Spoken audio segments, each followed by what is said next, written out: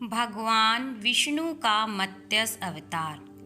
एक बार ब्रह्मा जी के पास से वेदों को एक बहुत बड़े दैत्य हयग्रीव ने चुरा लिया। चारों ओर अज्ञानता का अंधकार फैल गया और पाप तथा अधर्म का बोलबाला हो गया।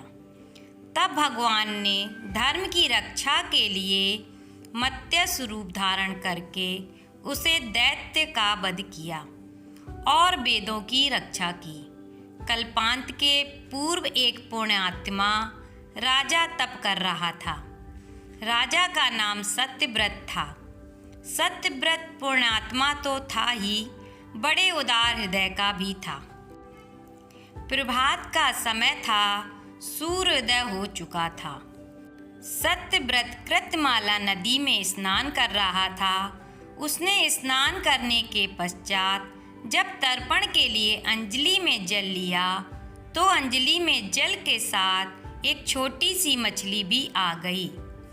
जैसे ही सत्यव्रत ने मछली को नदी के जल में छोड़ना चाहा, मछली बोली, राजन, जल के बड़े बड़े जीव छोटे छोटे जीवों को मारकर खा जाते हैं। अवश्य कोई बड़ा जीव मुझे भी मारकर खा जाएगा। कृपया करके मेरे प्राणों की रक्षा कीजिए।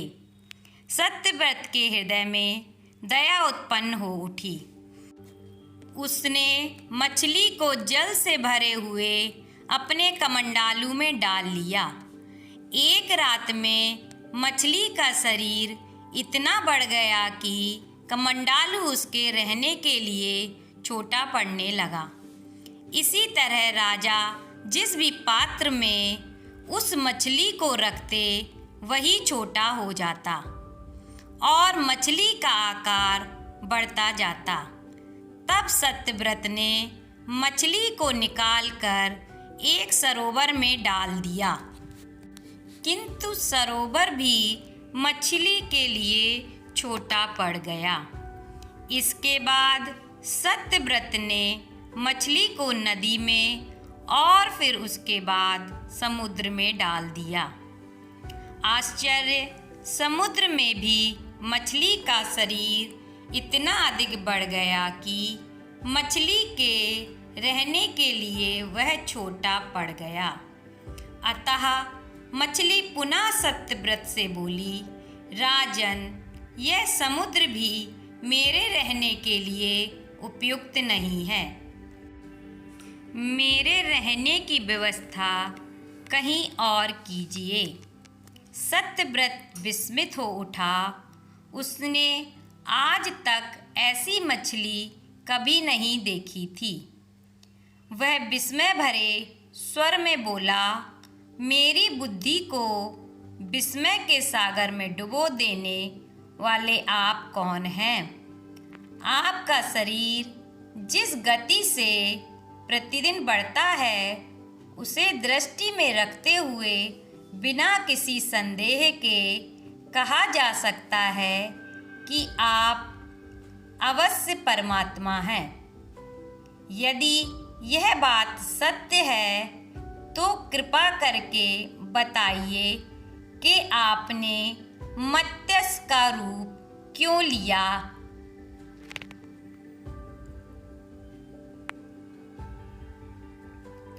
सचमुच वह भगवान श्री हरि ही थे। मत्स्य स्वरूपधारी श्री हरि ने उत्तर दिया, राजन, एक दैत्य ने वेदों को चुरा लिया है। जगत में चारों ओर अज्ञान और अधर्म का अंधकार फैला हुआ है। मैंने हयग्रीव को मारने के लिए ही मत्स्य का रूप धारण किया है। आज से 7वें दिन सारी पृथ्वी पानी में डूब जाएगी। जल के अतिरिक्त कहीं भी दृष्टिगोचर नहीं होगा। आपके पास एक नाव पहुंचेगी। आप सभी अनाजों और औषधियों के बीजों को लेकर सप्तऋषियों के साथ नाव पर बैठ जाइएगा। मैं उसी समय आपको पुनः दिखाई पड़ूंगा और आपको आत्म तत्व का ज्ञान प्रदान करूंगा। सत्यव्रत उसी दिन से हरि का स्मरण करते हुए प्रलय की प्रतीक्षा करने लगे। 7वें दिन प्रलय का दृश्य उपस्थित हो उठा। जल उमड़कर अपनी सीमा के बाहर बहने लगा। भयानक वृष्टि होने लगी। थोड़ी ही देर में जल ही जल हो गया। संपूर्ण पृथ्वी जल में समा गई। उसी समय एक नाव दिखाई पड़ी। सत्यव्रत सप्तऋषियों के साथ उस नाव पर बैठ गए। उन्होंने नाव के ऊपर संपूर्ण अनाजों और औषधियों के बीज भी भर लिए। नाव प्रलय के सागर में तैरने लगी। प्रलय के उस सागर में उस नाव के अतिरिक्त कहीं भी कुछ भी नहीं दिखाई दे रहा था। सहसा मत्स्य रूपी भगवान प्रलय के सागर में दिखाई पड़े।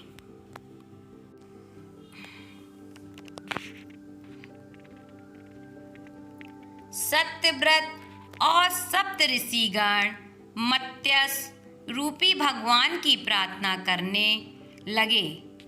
बोले, हे प्रभु, आप ही सृष्टि के आदि हैं, आप ही पालक हैं और आप ही रक्षक ही हैं।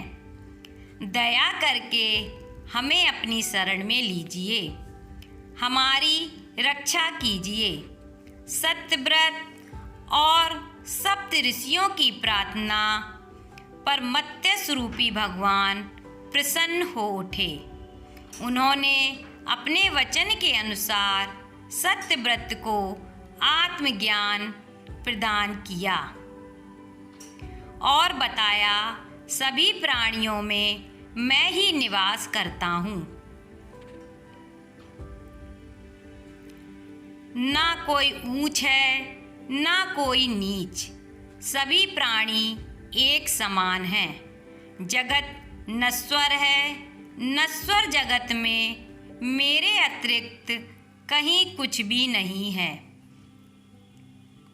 जो प्राणी मुझ में सब में देखता हुआ जीवन व्यतीत करता है, वह अंत में मुझसे ही मिल जाता है। मत्स्य रूपी भगवान से आत्मज्ञान पाकर सत्यव्रत का जीवन हो उठा। वे जीते जी ही जीवन मुक्त हो गए। प्रलय का प्रकोप शांत होने पर मत्स्य रूपी भगवान ने उस दैत्य को मारकर उससे वेद छीन लिए। भगवान ने ब्रह्मा जी को पुनः वेद दे दिए।